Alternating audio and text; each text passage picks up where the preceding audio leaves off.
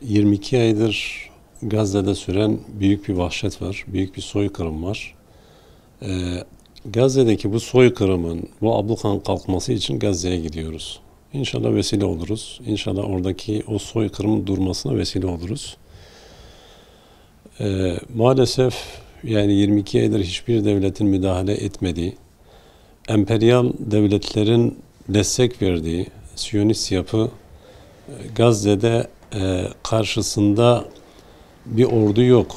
Tamamıyla halka karşı bir savaş yürütüyor ve bu savaş soykırım, bebekler, çocuklar, kadınlar katlediliyor. Yani karşısında bir savaşçı kişilikler yok yani hani hali hazırda yok. Yani deseniz ki bir savaş var. Evet, Hamas'a karşı, Kassam'a karşı bir savaş mücadele sürüyor. Ancak Siyonist'in asıl amacı o değil. Yani sadece Hamas değil.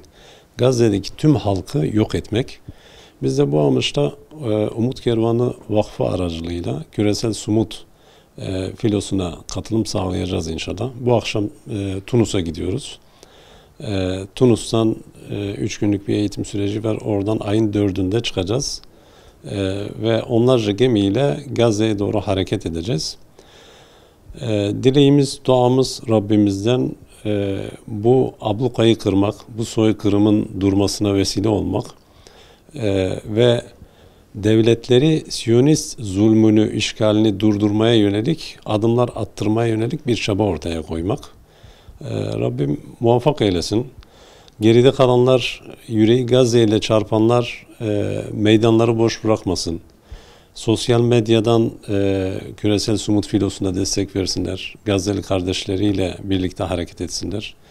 Ve Siyonist İsrail'i, ona destek veren firmaları boykot etmeye devam edelim. Vallahi epeydir gitmek istiyordum. Bir türlü nasip olmuyordu. Kendimi biraz şanslı da hissediyorum. Çünkü açıkçası Gazze ile değişik bir irtibat kurdu insanlık. Yani sadece Müslümanlar değil, gayrimüslimler dahi bakıyorsunuz etkilendi. Yani oradaki insanların hasbunallah ve ni'mel vekil deyip ölüme yürümeleri, ölüme meydan okumaları birçok dünya insanını etkiliyor. Beni de en çok etkileyen durumlardan biri orada katliama maruz kalmış çocukları, torunları yerde yatılı bir şekilde işte tabutun içerisinde ya da kefenlenmiş bir şekilde olan bir dedenin nidasıydı. O nida şöyleydi: gidin Resulullah'a söyleyin, ümmet bizi yalnız bıraktı. Ve biz Müslümanlar olarak, 2 milyar Müslüman ümmeti olarak gerçekten Gazze'yi yalnız bıraktık. Yani bugün hani devletlerin müdahale edememesi halkların yönetimlerine olan işte pasifliği diye düşünüyorum. Yani eğer yeterince baskı olsaydı devletler de harekete geçebilirdi. Dolayısıyla mahşerde Allah'a nasıl hesap verebilirliğimiz, o vicdan biraz da beni götürüyor Gazze'ye. Peygamber Efendimizin şefaatine nail olabilmek için inşallah yola çıkıyoruz.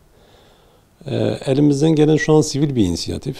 Yani bu sivil inisiyatifi yerine getirmeye çalışıyoruz. Bir gazeteci olarak da elbette devredeyiz. Yani tarihin hiçbir aşamasında bu kadar gazetecinin katledilmediği bir dönemi yaşıyoruz. Yani 250-260 civarında gazeteci küçücük bir alanda Gazze'de katledildi. Bu kadar kısa bir zamanda. Ve işte uluslararası hukukmuş, uluslararası sistemmiş, Birleşmiş Milletler'miş, bunların işlevsiz olduğunu bütün dünya artık bu süreçte gördü.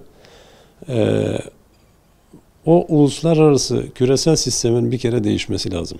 Çünkü bu işlevsiz kalan küresel sistemin aslında emperyal, siyonist güçlerin, şer güçlerin kendi emelleri, amaçları için inşa ettiğini ve kendi emelleri için yürüttüklerine şahit olduk.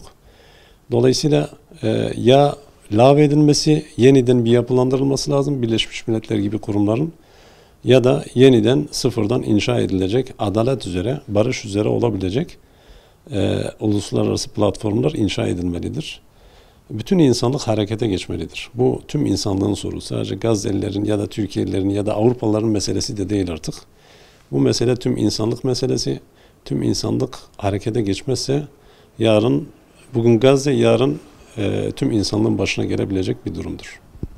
Öncelikle filo, küresel Sumut filosu, sizin de dediğiniz gibi dünyanın birçok yerinden, birçok ülkesinden, birçok farklı dinden katılımcılarının oluşturduğu, amacı Gazze'deki ablukayı kaldırmak olan, bu soykırımı durdurmak olan, tüm dünyaya bunu duyurmak olan ve tüm dünyayla birlikte bu eylemi ortaklaşa gerçekleştirmek olan